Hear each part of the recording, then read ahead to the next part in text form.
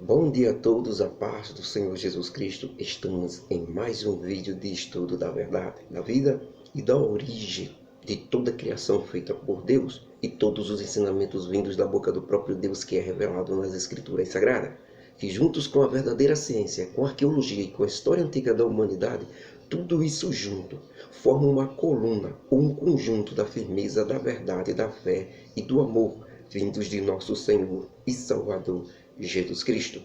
Em nosso último vídeo de estudo de toda a criação feita por Deus, estudo esse que estamos na vida do patriarca Jó, nós vimos o grande desabafo desse homem de Deus depois que tragédias aconteceram em sua vida, sem ao menos ele entender o porquê, e ali sem entender que aquilo era uma grande prova em sua vida, porque Satanás dizia que ele, Jó, iria blasfemar de Deus se essas tragédias acontecessem com ele, ele perdesse tudo.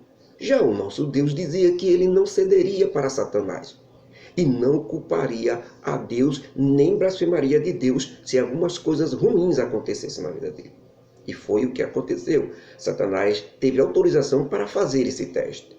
E na verdade, foi como Deus disse mesmo, a batalha estava vencida, Deus através de Jó derrotara Satanás. O que resta agora, irmãos, é a explicação para Jó de tudo aquilo que acontece em sua vida e o período em que ele ainda suporta todo esse sofrimento sem blasfemar de Deus. Mas Jó ainda não sabe de tudo isso. Foi uma prova, um teste para ele. E assim, completamente em silêncio, depois de 7 dias inteiros com seus amigos Bildade, Elifaz e Zofar, Jó finalmente desabafou para seus amigos e disse: pereça o dia em que eu nasci, e a noite em que disse, nasceu um homem na terra chamado Jó. Converta-se esse dia em trevas, e Deus lá de cima nem se lembre desse dia, e nem a luz do sol apareça nesse dia, que as trevas cubram esse dia, e a sombra da morte paire sobre ele. Habite sobre este dia nuvens escuras e a escuridão espante qualquer um. Aquela noite em que nasci, dela se apodera a escuridão total, e essa noite não seja lembrada para a alegria de ninguém em todos os dias do ano, e nem apareça como alegria para contar os meses. Ah, que solitária seja aquela noite! Voz de alegria jamais se ouça na noite em que eu nasci. Amaldiçoem essa noite todos aqueles que amaldiçoam um dia, e que estão prontos para entrar em total desespero e choro. Escureçam as estrelas que estão lá em cima no céu, nessa noite em que eu nasci. Que elas esperem a luz para brilhar, mas que essa luz não venha de jeito nenhum. Oh meu Deus, por quê? Essa noite não fechou as portas do ventre para mim, porque ela permitiu que eu nascesse somente para eu ver canseira e desespero. Porque eu não morri ainda no ventre da minha mãe, e mesmo que tivesse saído do ventre da minha mãe, por quê? Ali mesmo, após nascer, eu não parei de respirar? Por que eu fui colocado no joelho de meu pai e recebido com alegria? E por que minha mãe deu os peitos para que eu mamasse? Porque se todos esses que falei não fizessem isso, nesse mesmo momento eu estaria descansando em repouso no sono da morte e não estaria aqui agora nesse sofrimento. Sim, eu estaria morto, mas estaria dormindo e descansando e finalmente haveria repouso para mim. Ah, se como um aborto oculto eu não existisse, eu seria como aquela criança que nunca viu a luz do dia. Ali na sepultura, sim, eu queria ver os maus me perturbar. E ali na sepultura, pessoas como eu finalmente descansariam. Ali até os presos repousam e não ouvem a voz dos carrascos batendo neles. Ali na sepultura está tanto o pequeno como o grande, tanto o servo como o livre, tanto o empregado como o empregador, tanto o rico como o pobre. Porque será que se dar a luz para um miserável como eu, a vida para os amargurados de ânimos, se a única coisa que eles querem é a morte, e ela não vem?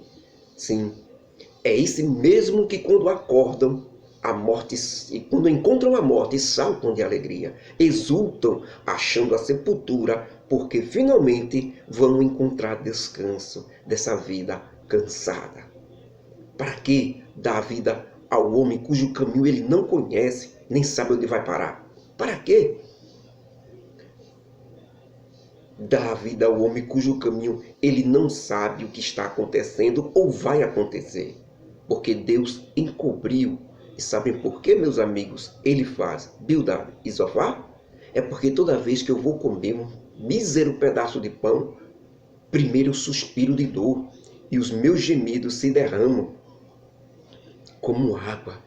Porque todas as tragédias que eu tinha medo que acontecessem em minha vida finalmente aconteceram. Eu oferecia sacrifícios a Deus, orava a Deus todos os dias e procurava sempre andar correto dentro da vontade de Deus, justamente para evitar essas tragédias que eu receava tanto, que estão acontecendo comigo agora. Elas aconteceram. Me expliquem por quê.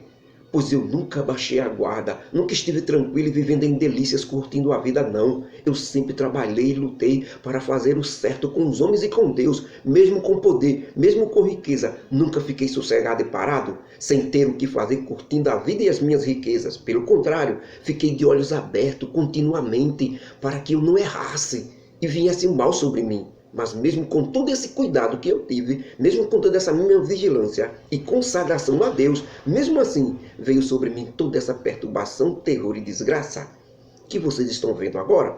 Então me explique como pode isso acontecer. Vimos, irmãos, agora um dos maiores desabafos que já existiu na história humana, vindo de um homem inocente e que ao mesmo tempo é totalmente fiel a Deus. Ele prefere amaldiçoar o dia em que nasceu. Ele prefere amaldiçoar o mundo e as coisas normais da vida, mas jamais ele amaldiçoará o seu Deus. O Deus de Jó não pode ser culpado de nada. Este homem defende o seu Deus contra tudo e contra todos, mesmo sem entender nada do que está acontecendo de desgraça em sua vida. Este homem é o servo de Deus chamado Jó, que depois de ser fiel a Deus em tudo, teve de uma maneira terrível tudo arrancado de suas vidas pelo inimigo de nossas almas, chamado Satanás, a antiga serpente, sem ele fazer completamente nada de errado. Então vamos ao resumo disso tudo? Primeiro foram 10 caixões que ele teve que enterrar num só dia. Eram 7 filhos e 3 filhas, todos mortos, no desabamento da casa do filho mais velho, por causa de um redemoinho que levantou a casa e derrubou, bem na hora que eles estavam fazendo um banquete.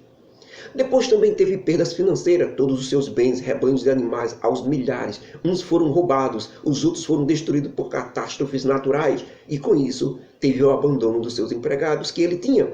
Ele ficou completamente pobre e sem nada. Depois, veio um dos piores inimigos do homem, que é a doença. E há quem diga que é a pior causa para o homem é a doença. Muitos foram destronados e derrubados por causa da doença. E em Jó, não foi doença normal, comum que a gente adquire por aqui, não, por algum motivo não. Em Jó, foram úlceras malignas vindos diretamente de Satanás. E por último, foi o desabafo terrível de sua esposa, aquela que deveria estar ao lado dele até a morte. Em vez disso, ela, sem esperança mais de nada, mandou Jó amaldiçoar o seu Deus e de vez em morrer. Em outras palavras, ela mandou Jó cometer suicídio. Isso, irmãos, foi o bastante para que Jó passasse 7 dias junto com seus amigos Elifaz, Bildad e Zofar em completo silêncio e se humilhando diante de Deus. E agora entra em cena os amigos de Jó, depois daquele discurso em que Jó amaldiçoou também o dia do seu nascimento e se declarou inocente diante de Deus. Ele havia vencido a vitória contra Satanás, não amaldiçoou o seu Deus. Agora, vamos ver até onde Jó aguenta todas essas coisas que aconteceu com ele, até onde ele pode suportar. E Deus é quem determina isso. Hoje nós veremos quem dos 3 amigos de Jó que ouviram o desabafo dele teve coragem, depois de tudo aquilo que estavam vendo, falar com Jó. E o escritor do livro de Jó nos conta que foi Elifaz, o temanita, o primeiro a responder o desabafo de Jó, dizendo assim: se todos nós podemos segurar as palavras e temos que falar, e eu, Elifaz, digo para você, Jó, você ensinou tanto sobre a vida, sobre as coisas de Deus e a tantas pessoas. Você fortaleceu aqueles que tinham as mãos fracas, dando moral e segurança a eles. As tuas palavras, Jó, fizeram com que aquelas pessoas que estavam quase andando em caminhos errados se consertassem. E também aqueles que tinham joelhos cansados demais para continuar, ouvindo tuas palavras, tiveram novas forças e novos ânimos. Mas agora, Jó, quando finalmente acontecem esses problemas contigo, e é a tua vez de precisar ser fortalecido, tu fica todo desanimado querendo logo morrer e declarando que é completamente inocente. Quando tu finalmente sentes a dor de fica logo perturbado. Se é verdade, Jó, que o teu temor de Deus é a tua confiança, é a tua esperança e é a tua integridade dos teus caminhos, então nada impede agora de você se lembrar que nenhum inocente jamais pereceu e nenhum sincero jamais foi destruído. Pelo que eu sei, Jó, e tenho visto por aí, aqueles que fazem males recebem também em troca o que é mal. A gente colhe aquilo que planta. Com o sopro de Deus perecem aqueles que fazem coisas ruins, porque a voz de Deus é como o rugido de um leão, e um leão muito feroz, que até os dentes dos leãozinhos se quebram com o som da sua voz. Olha, Jó, a vida mostra que qualquer leão velho morre quando as suas presas, com a qual ele atacava as vítimas, começavam a cair. E ele não tem mais como morder. Perdeu seus dentes também. Por isso morre de fome. Mesmo assim está você, Jó. E com isso os filhos da leoa andam dispersos, abandonados. Só que uma coisa me foi trazida em segredo. E os meus ouvidos perceberam, Jó, a chegada desta coisa. Foi em pensamentos vindos de visões que eu tive à noite. Exatamente de madrugada, quando cai o sono sobre todos os homens. Foi nessa penumbra da noite que o espanto e o tremor veio sobre mim. Todos os meus ossos estremeceram quando ali, bem próximo de mim, um espírito passou por diante de mim. Minha surpresa foi tão grande que fez arrepiar até os cabelos da minha carne. Esse espírito passou por mim e não o conheci, e nem vi o seu rosto. Mas ele, o espírito, finalmente parou diante de mim. E mesmo sem eu conhecer quem era ele, lá estava seu vulto na minha frente. E nessa hora houve um grande silêncio e eu pude ouvir uma voz que dizia: seria porventura o homem mais justo do que Deus? Seria porventura o homem mais puro do que o seu Criador? Se o próprio Deus não confia nos seus servos e eles não conseguem fazer as coisas perfeitamente como ele faz? E até aos anjos ele atribuiu a loucura, como foi o caso de Lúcifer e os que seguiram a ele. Como esse mesmo Deus poderia acreditar no homem que mora em casas de lodo aqui embaixo, cujo principal material de sua fabricação do homem está no pó da terra, e ao mesmo tempo são consumidos pela traça e ferrugem, desde a manhã até a tarde, todos eles são despedaçados e eternamente perecem sem que ninguém se lembre disso? Porventura, Jó, à medida que eles se acabam, não se acaba com eles aquela glória toda que eles tinham quando ainda estavam vivos?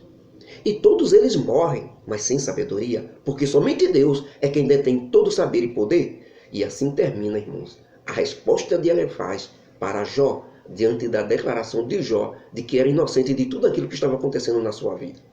Então vemos aqui, irmãos, de uma forma categórica e deslumbrante, Elifaz, o temamita, fala verdades assombrosas do ser humano e da vida. Ele fala da justiça de Deus perfeita, que cada um colhe o que planta. Vemos Elifaz dizer que a vida mostra que jamais uma pessoa justa é destruída e que jamais se perece um homem de fé e bondade. Ele diz que Jó, irmãos, ajudou tanta gente, fortaleceu tantas pessoas em suas vidas. Levantou os cansados, deu ajuda aos necessitados. Mas nós devemos lembrar que nenhum justo é destruído espiritualmente falando, eternamente falando. Muitos justos foram atacados, destruídos, mortos, torturados, mortos na fogueira. Muitos justos. Mas eles não foram destruídos eternamente. Esse é o problema. Mataram o corpo deles, mas o espírito e a alma subiu para Deus, para a glória eterna. Já aqueles que fazem coisas más são destruídos no corpo e são destruídos eternamente, vão viver em tortura, em dor e sofrimento por toda a eternidade. Essa é a diferença do justo para aqueles que fazem coisas más, os ímpios. Ele faz também comparar Jó a um leão velho que perdeu suas presas mortais e que é normal para a morte, porque é o ciclo da vida. Ele elogia fortemente Jó, irmãos, mas ele alerta Jó para uma coisa que o próprio Jó tinha que abrir os olhos, porque ele, Jó, não era infalível. Ou seja, Elifaz quer dizer que Jó também teve uma queda agora. por alguma falha ou pecado que ele está escondendo. Ele deveria ser humilde para aceitar e ajudar o conselho dos outros também. E confessar isso. Ele diz que Jó, em vez de ser humilde, começa a ameaçar tudo e a todos. E finalmente, no clímax incrível de revelação surreal, ele fala da vida que teve, do espírito que passou por ele muito rápido e não se revelou a ele, mas permitiu que pelo menos ele visse o espectro ou a sua forma em sua frente. E a voz tão forte que perguntava: seria o homem mais justo do que Deus? Tudo, irmãos, que ele fala é verdades impressionantes e irrefutáveis. O grande problema é que isso é para ser falado a alguém que seguia correto e fraquejou, pecou contra Deus e não quer admitir este pecado. O que não é o caso e o problema de Jó agora. Jó estava dizendo que era inocente porque era mesmo. Só que ele não sabia. Ele imaginava que por causa daquelas desgraças que estavam acontecendo na vida de Jó, Jó era culpado de pecado sim. Mesmo dizendo que era inocente. Essas verdades essas verdades dele não pode ser aplicada a Jó, porque Jó está limpo, ele não pecou contra Deus. Jó está sendo testado e provado por Deus. E ele faz o temamita, não sabe disso. E muito menos Jó. Por isso Jó amaldiçoou o dia que nasceu. E ele faz o temamita, diz que Jó deve reconhecer o seu pecado e confessá-lo. Para ser humilde, para reconhecer os erros. Ou seja, nenhum dos dois sabe o que está realmente havendo. A única certeza aqui, irmãos, é a sinceridade e a consciência limpa do nosso irmão Jó. Por isso ele está certo e ele faz estar errado. Não é o fato de você estar usando verdades que diz que a ação é justa. Você pode estar usando verdades na pessoa errada. Ou em lugares errados. E isto é um fato. Pois Deus não olha como o homem olha. É preciso entender o caminho de Deus. Então o alto grau de sabedoria e revelação da vida, nessa história que estamos estudando, é impressionante, irmãos. Não é de admirar que o livro de Jó é considerado o maior best-seller poético de todos os tempos por grandes autoridades eclesiásticas, didáticas e seculares.